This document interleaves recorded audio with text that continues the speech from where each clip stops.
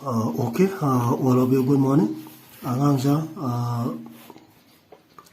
first terminal, second terminal examination loigre. Aduna housing lakadori budget, third terminal examination. Aduna lakadori but third terminal examination. Zigi waina, koigi syllabus, kai parano salija, hibamatam zeta, chapter number 2 ya, bayani ahum, chapter number 13, kongi ahan banong, chapter number 14. Akoibagi mangsilakpa amadi chapter number 15 isai nomai gi khulaising hariba paramari jineko aha hantak lakadoriba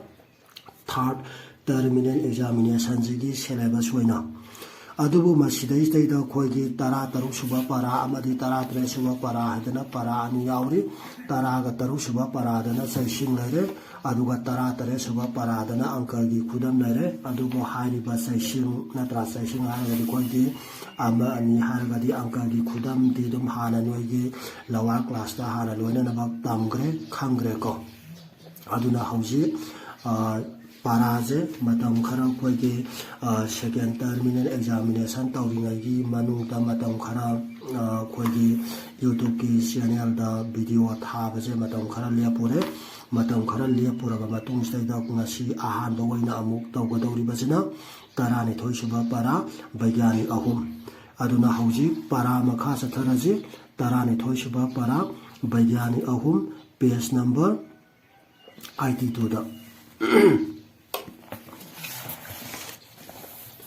okay hauji yangaji tarani thoisuba latam bagyani ahum hariba paraje khoigi scientist bagyani singi maramda matangdani tamgodoriba paraje aduna paraje kitangdi tab oirani haibadi khoigi wakhanna sajalaga kedoroga ibadudi yarroe basidi scientific phek ngaktaneba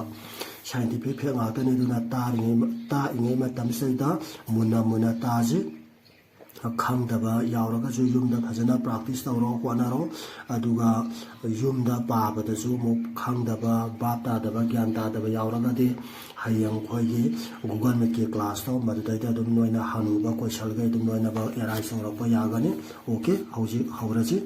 tarani thoisuba latam bagyani ahum ahan badalare galileo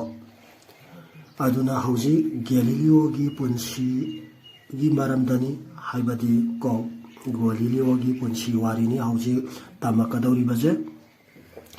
sahi sada insho lishingamaga samanga humpuga marida poe aduga insho lishingamaga satu nipuga nithoida nonga kiyeba Galileo je haibadi popana insho lishingamaga samanga humpuga marida poe aduga mana shikiba nonga kibana insho lishingamaga satu nipuga nithoida nonga kiba okay hauji para hauraje Galileo sahi sada lishingamaga samanga humpuga marida italida laiba pisa haina kauba mafamda poki ahanba wahi parengjimakta da question ani thora hangba yagre Galileo karamba sahi sada poki bage haiba taragana sokse khumani aduga karamba mafamda poki bage hairagana mu italida laiba pisa haiba mafamje igadoni aduna hanga iba question do munna paji aduga hanga iba question sigi sana ba pakhum do phaja phajana khumau ko hayang hangbana mafam hangaga sahi je khumakpa taraga ju kaisho mak phangaroi aduga sahi hangaga mafam je mo khumaga ju mak phangoi aduga hayang karamba sahi da karamba mafam da pokhi bagi haraga na punna ani mak sahi amadi mafam ani mak se khumaka deba aduna munna paji amadi munna taji ko paraje okay pathang damu yangaje mahai masing tambagi matangdadi Bharat Barshada pokhiba Rabindranath Tagore gi mawongduni masidai da mana mahai masing tambagi matangdadi Bharat Barshada pokhiba Rabindranath Tagore gi mawongduni haribaje Rabindranath Tagore gi am sangaba wari ama laiko magi sangaba wari dudi sigi class da libada kaishu waithoro eba ko matam yang koina matam yang sang lauraneba adubu haipet samlakpa ama palamge Rabindranath Tagore je khoigi yamna nungayai phaba nongsu Bengal gi ko imung amada pokhi aduna maje pi ngai matamda manai masangi makhada saurai loinana nungai yaifaba imungda pokpanina maram oiduna maikai marimakse sekpalna loinaba koisalaga sekpaldugi manungda mahai masing tamdana sana khonadana leirai aduna mapangi khoigi angang oibagi labuk lamhangda chen chongduna sanajaba mamanabasing tinaba adugumbado kaisu phangakteabako aduna angang oiringai sida angang asimaktabu adumaina phajan punsandana thamba leiba je kaisu nungaitedana ko labuk lamhangda lampakta mamanabisinga chen chongduna sanaba je pameba aduna mana nong phado khoigi makhoi maikai mari maksi apalna question ba yumgi mapanda ga thorapa matamda di mana harau jaba nungai jaba je lore ko aduna mana praman tawe saji masana masi horopa matamda mareng sapagi aphang ba maphamda wai jabado nungai jabado aphang ba maphamda wairaga nungaijaba pianjabada dumaina mangondasu nong phado makhoigi maikai mari makse apalna question ba yumdo phura dalaldo madudagi thorapa saida mangonda nungaijai haidana mana praman torami ko adumai tawdana khoigi mahai masing tamba oiro phajal punsilaga tamba mahai masing aje kaisu nungaiteba mahai masing dana te kaiguma thabak thorma tawba matamda apha apuna tawba thaba asti kaisu nungaite natra ai sana pamna sigi parajima phage sigi thabak sima tawge haina tawragadi thabak to phajana mai pa na mai purana tawba pangthopa ngami aduga apha punana kana guba magi makhada si tawdaba yaro si tawjagadi nang phugani hatkani haidana gihan khangalaga tawba thabak tudi tawda yadabagi tawbani isana kaisu pamna tawba thabak na teba ko aduma tudana kaino jijo Rabindranath Tagore jijo adumaina apha apuna leireba magi angang oringi punsije aduna madu mana yamna nungai gideko aduna mahai masing tamba haibasidi madumaina apha apuna tamgadaba nate mahai masing tamba haibasidi khoigi wakhalje pukningje phajana fresh oiraba shanti oiraba matamda tamgadabani ko kana matuna ayepa pidaba maphamda pukning nungaina mahai tamgadabani khandana mana khoigi Shantiniketan University jamara linkhatkhiaba ko khoigi labuk lamangsinda hairiba Rabindranath Tagore ji magi samlapa wari ni ko aina sum haifia lerije magi wari ji ngasigi class te dan liba gidi loiba naira roi haifia palambagi wani aduna hairiba mahai masing tambagi matangdadi Bharat Barsada pokhiba Rabindranath Tagore gi mawong duneba ko mana pamise kanana Galileo aduna question di amna leire aduna do munna tajiko maha metric tama pis taibang mahai kol gi ko pass tawki sahi sada karamba sahi sada ing soli singamaga samanga humpuga mathoida tentare ko Digi sakhangse phangdana mahak taibang mahikol thadokhieba okay aduna de punsi am tele habaje taiko amuka handa page mahak metric tama pis taibang mahikol gi pass tawki sahi sada haibadi ing soli singamaga samanga humpuga mathoida maje metric pass tawre aduga digi gi sakhangse haibadi means aikogi certificate to bani ko pass tawre haibagi certificate to digi gi sakhangse phangdana mahak taibang mahikol thadoki means nonga khreba okay matha mu yangje Aristotle gi awang ba wakhalon amasung angka da mapukning lupsinki gantai ko amka hana page Aristotle gi awang ba wakhalon amasung angka da mapukning lupsinki sahi kaya angka hiram sida Florence amasung Sinada leiba Shatra singta mahakna lanai tambikhe amuka hana page paraje Aristotle gi awang ba wakhalon amasung angka da mapukning lupsinki Galileo na kanagi ko awang ba wakhalon amasung angka da pukning lupsinki haidana hangba yare pakhumda Aristotle lakadoine Sahi kaya angka hiram sida Florence amasung Sinada laiba sitar singda ko mahakna lanai tambi khiyaba aduga loinana Galileo na karamba miwai singda mahakna khoigi magi kaitare angka haibadi isam sanabda larik tapi khibagi hairasu yai ko jantabra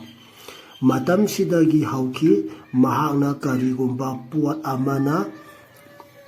magi laifam hongbagi maram thijinba hiram sida mahak sahi kun sathakiyeba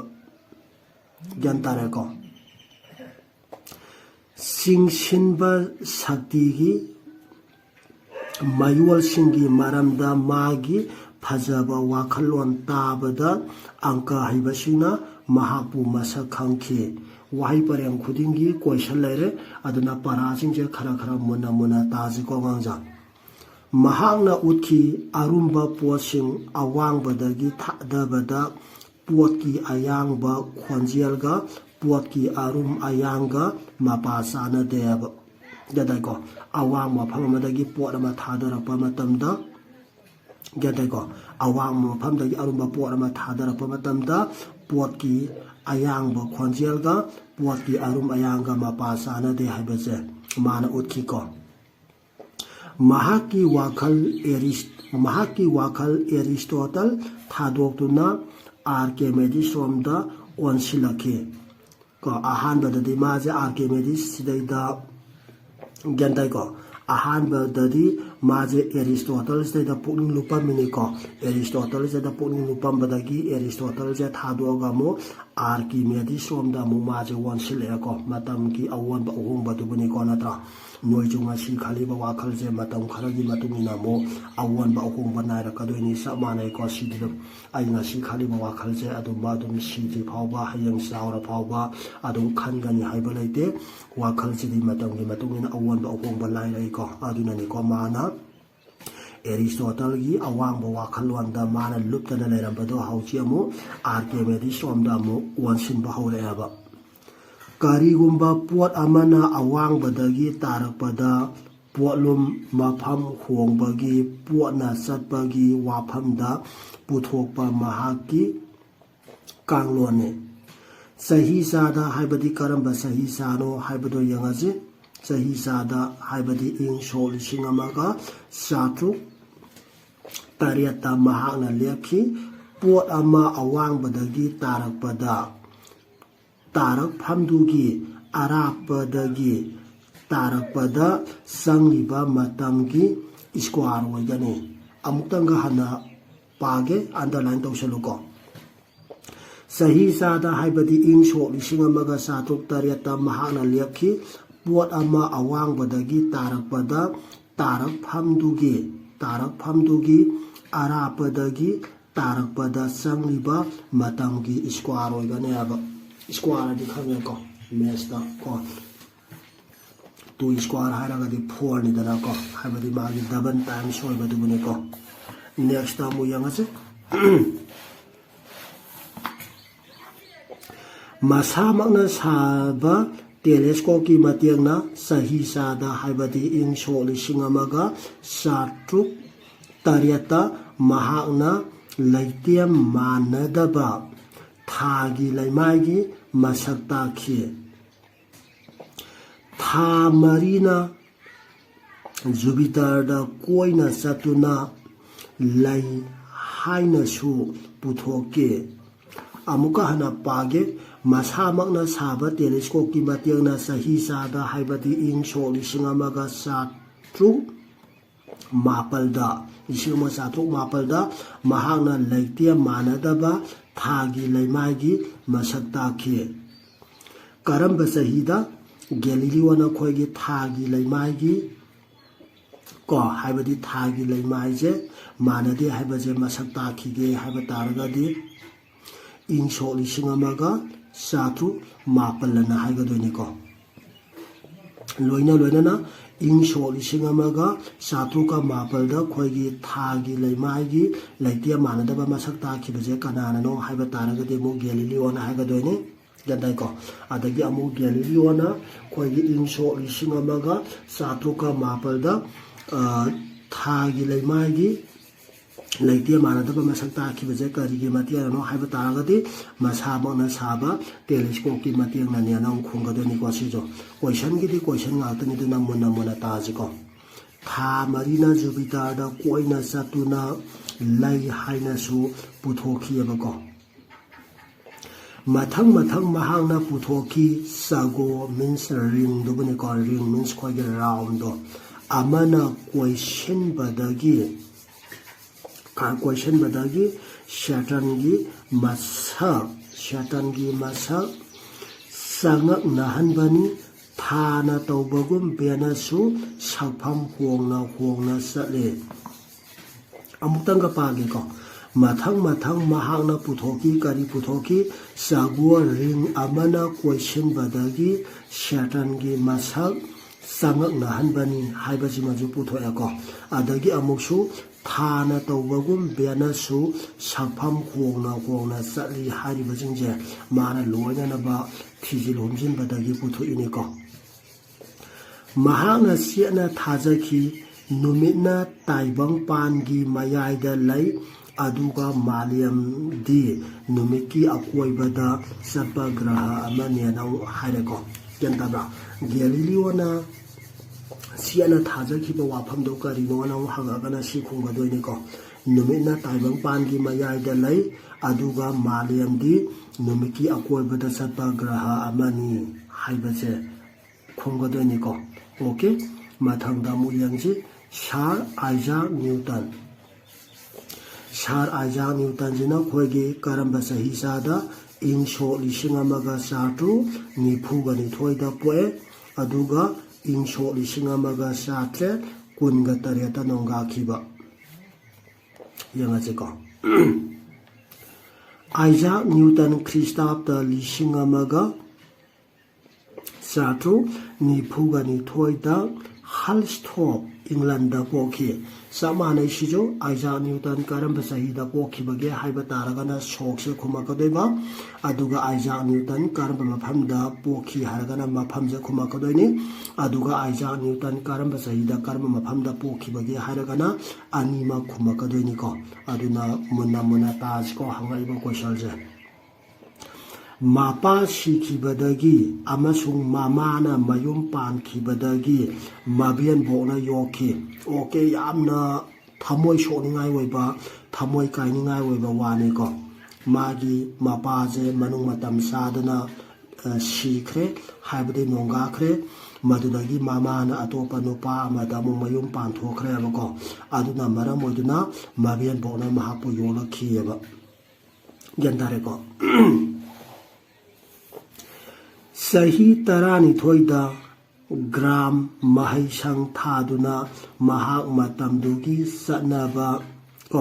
ꯃꯍꯩ ꯃꯁꯤꯡ ꯐꯪꯈꯤ ꯇꯞꯁꯦ ꯀꯛꯊꯠꯂꯨꯀꯣ ꯑꯃꯨꯛꯀ ꯍꯟꯅ ꯄꯥꯒꯦ ꯆꯍꯤ 12ꯗ gram ꯃꯍꯩꯁꯪ ꯊꯥꯗꯨꯅ ꯃꯍꯥꯛ ꯃꯇꯝꯗꯨꯒꯤ ꯆꯠꯅꯕ ꯃꯍꯩ ꯃꯁꯤꯡ ꯐꯪꯈꯤ ꯆꯍꯤ ꯀꯌꯥꯗ ꯑꯩꯈꯣꯏꯒꯤ ꯑꯥꯏꯖꯥꯛ ꯅ꯭ꯌꯨꯇꯟꯁꯦ ꯑꯩꯈꯣꯏꯒꯤ ꯃꯍꯩ ꯇꯝꯕ ꯊꯥꯈꯤꯕꯒꯦ ꯍꯥꯏꯕ ꯇꯥꯔꯒꯗꯤ ꯆꯍꯤ 12 ꯈꯨꯝꯒꯗꯣꯏꯅꯤꯀꯣ ꯆꯍꯤ ꯆꯥꯗ ꯍꯥꯏꯕꯗꯤ ꯏꯪ ꯁꯣꯛ 1468ꯗ ꯃꯍꯥꯛ ꯇ꯭ꯔꯤꯅꯤꯇꯤ ꯀꯣꯂꯦꯖ ꯀꯦꯝꯕ꯭ꯔꯤꯖꯇ ꯃꯍꯩ ꯇꯝꯈꯤ ꯀꯔꯝꯕ ꯆꯍꯤꯗ ꯑꯥꯏꯖꯥꯛ ꯅ꯭ꯌꯨꯇꯟꯅ ꯀꯦꯝꯕ꯭ꯔꯤꯖ ꯀꯣꯂꯦꯖꯇ ꯃꯍꯩ ꯇꯝꯈꯤꯕꯒꯦ ꯍꯥꯏꯕ ꯇꯥꯔꯒꯗꯤ ꯁꯣꯛ ꯈꯨꯝꯃꯅꯤ ꯑꯗꯨꯒ ꯑꯥꯏꯖꯥꯛ ꯅ꯭ꯌꯨꯇꯟ ꯀꯔꯝꯕ ꯀꯣꯂꯦꯖꯇ ꯇꯝꯈꯤꯕꯒꯦ ꯍꯥꯏꯕ ꯇꯥꯔꯒꯗꯤ ꯒ꯭ꯌꯥꯟ ꯇꯥꯔꯦꯀꯣ ꯇ꯭ꯔꯤꯅꯤꯇꯤ ꯀꯣꯂꯦꯖ ꯀꯦꯝꯕ꯭ꯔꯤꯖ ꯑꯃꯨꯛ ꯈꯨꯝꯒꯗꯣꯏꯅꯤꯀꯣ ꯒ꯭ꯌꯥꯟ ꯇꯥꯕ꯭ꯔꯥ ꯀꯦꯝꯕ꯭ꯔꯤꯖꯇ ꯂꯩꯕ ꯇ꯭ꯔꯤꯅꯤꯇꯤ ꯀꯣꯂꯦꯖꯇꯩꯗ ꯈ꯭ꯔꯤꯁꯇꯥꯞꯇ 1465ꯗ ꯕꯦꯆꯦꯂꯔꯒꯤ ꯗꯤꯒ꯭ꯔꯤ ꯃꯉꯣꯟꯗ ꯄꯤꯈꯤ ꯕꯦꯆꯦꯂꯔꯒꯤ ꯗꯤꯒ꯭ꯔꯤ ꯍꯥꯏꯔꯒꯗꯤ ꯑꯩꯈꯣꯏꯅ ꯕꯦꯁꯤ ꯍꯥꯏꯕꯗꯨꯕꯨꯅꯤꯀꯣ ꯒ꯭ꯌꯥꯟ ꯇꯥꯕ꯭ꯔꯥ ꯕꯦ ꯄꯥꯁ ꯇꯧꯈꯤꯑꯕ ꯀꯔꯝꯕ ꯆꯍꯤꯗ ꯑꯥꯏꯖꯥꯛ ꯅ꯭ꯌꯨꯇꯟ ꯕꯦꯆꯦꯂꯔꯒꯤ ꯗꯤꯒ꯭ꯔꯤ ꯐꯪꯈꯤꯕꯒꯦ ꯍꯥꯏꯕ ꯇꯥꯔꯒꯗꯤ ꯏꯪ ꯁꯣꯛ 1485 ꯅꯠꯇ꯭ꯔꯒꯁꯨ ꯑꯃꯨꯛ ꯏꯪ ꯁꯣꯛ 1485ꯗ ꯑꯥꯏꯖꯥꯛ ꯅ꯭ꯌꯨꯇꯟꯗ ꯄꯤꯈꯤꯕ ꯗ꯭ꯔꯤꯒꯤꯗꯣ ꯀꯔꯤ ꯗ꯭ꯔꯤꯒꯤꯅꯣ ꯍꯥꯏꯕ ꯇꯥꯔꯒꯗꯤ ꯑꯃꯨꯛ ꯕꯦꯆꯦꯂꯔ ꯗ꯭ꯔꯤꯒꯤ ꯑꯅ ꯑꯃꯨꯛ ꯂꯥꯛꯀꯗꯣꯏꯅꯤꯀꯣ ꯑꯣꯀꯦ ꯄꯔꯥꯁꯦ ꯈꯤꯇꯪ ꯀꯩꯅꯣꯁꯨ ꯑꯣꯏꯔꯦ ꯇꯞꯁꯨ ꯑꯣꯏꯔꯦ ꯑꯗꯨꯅ ꯈꯤꯇꯪ ꯃꯅꯨꯡ ꯊꯤꯟꯅ ꯄꯥꯎꯀꯣ ꯑꯉꯥꯡꯖꯥ ꯈꯤꯇꯪ ꯃꯅꯨꯡ ꯊꯤꯟꯅ ꯐꯖꯅ ꯄꯥꯔꯣ ꯑꯗꯨꯅ ꯃꯊꯪꯒꯤ ꯀ꯭ꯂꯥꯁꯇ ꯑꯃꯨꯛ ꯃꯈꯥ ꯆꯠꯊꯔꯁꯤꯀꯣ ꯌꯥꯝ ꯁꯥꯡꯅ ꯆꯠꯊꯔꯒꯨꯝꯁꯤ okay all of you thanks